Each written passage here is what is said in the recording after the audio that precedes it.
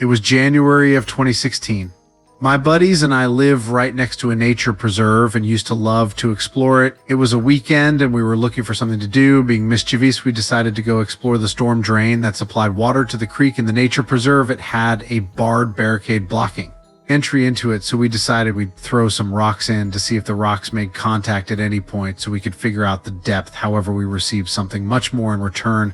After throwing a rock against the wall in the storm drain, a couple seconds passed and we heard a terrifying thump or bang in return. What the hell, dusk was approaching, so we called it a day and watched back over the video we recorded of it. The next weekend, I gathered a few more buddies and we decided we would unbolt the barricade to the drain and go inside. I got the barricade to fall down and we made our arcade to fall down and we made our entrance. It went in about 20 feet until it hit a dead end. However, there was a second branch of the drain to our left that we'd have to take a step up to get into. We proceeded, and one by one, all 5 of us. At first, it was nothing but spider webs and mud. We traveled about 500 to 1,000 feet into the drain as it kept getting skinnier and we had to duck to proceed. We were all frozen in our tracks as we heard the same exact thump we heard the weekend before, a scary and hard to describe sound. We had no signal and were beyond terrified at that point because we were all right next to each other and the noise had come from much further away. At this point, my friend decided to start recording in case anything else happened. We made it out of the drain safely without anything else happening. The scariest and most chilling part of this whole story was when I reviewed the video and saw a slight outline of a head at one of the turns of the drain. This couldn't possibly have been one of us because we had all been together. I took a screenshot of it and zoomed in as far as I could, and while I was horrified, there in the frame was a demon-shaped looking head with glowing eyes and what appeared to be pointy ears. To this day, we have never gone back into that nature preserve, let alone the storm drain it. Story 2.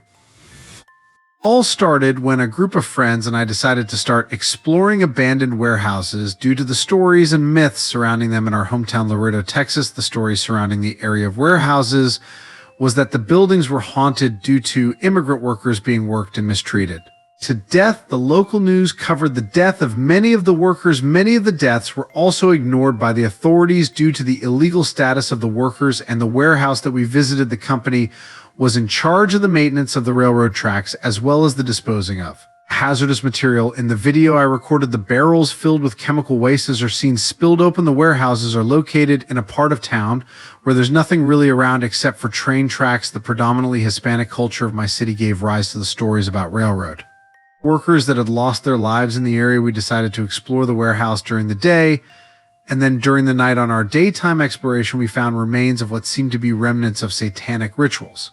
Because we found a chicken's foot and pentagrams drawn and permanent marker, we figured that was the work of local groups trying to communicate with the damned souls of the workers. We also spotted a makeshift couch or bed where the workers would sleep the night we visited.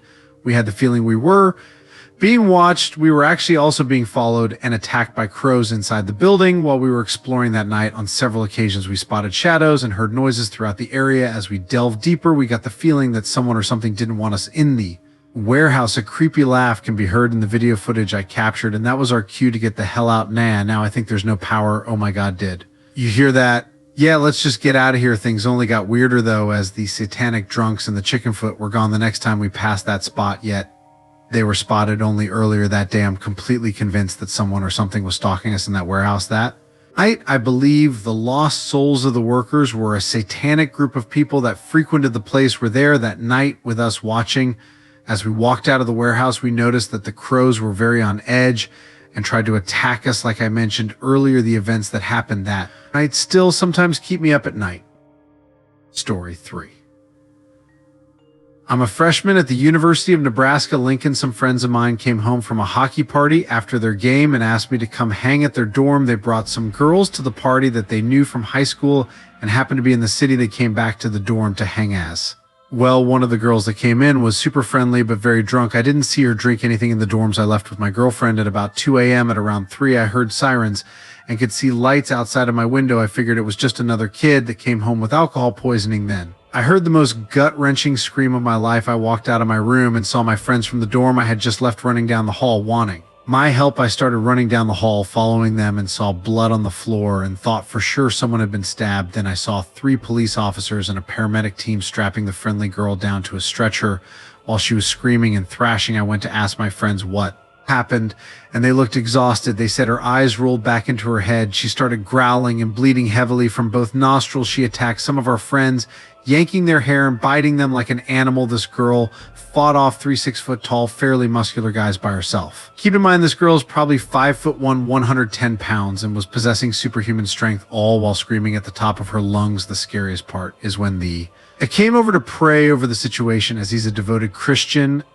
and she started screaming, "F God, F Jesus, the devil is coming for you." All at this point, my heart was sinking in pure fear of the situation, as was everyone else who was present. The emergency responders said they had never seen anything like this. Even if she was possibly drugged at the party, I was able to capture a roughly 20-second video of her screaming in the dorms. You can't really see her as the paramedics are in the way, but if you listen closely towards the end of the video, you can hear her scream, "They're coming for you, all they're coming for you." Next last I heard, she woke up with no memory of the situation, but is in a very dark place at the moment. This is the video that was captured. I love you. Story 4. In my small town, there's not much to do, so my friends and I make the best of it. In the winter, we sometimes throw snowballs at cars. This was after we got done ice fishing. One day, we went to my house and decided it would be fun to throw snowballs at cars for a while. Usually no one would get too angry, as they were just snowballs, but one person got really mad at us. My friend Drake decided to throw a snowball at one more car, and he told me to record. He hid right under the back passenger side.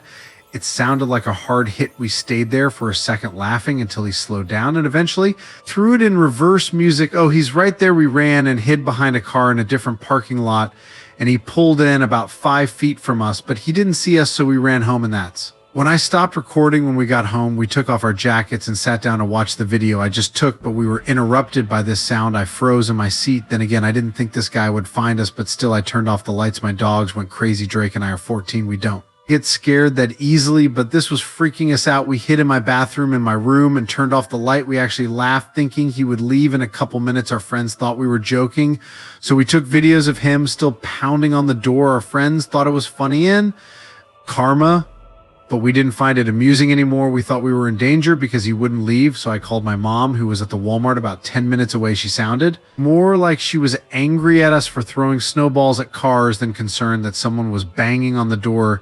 She said she would call one of the neighbors to come scare him off.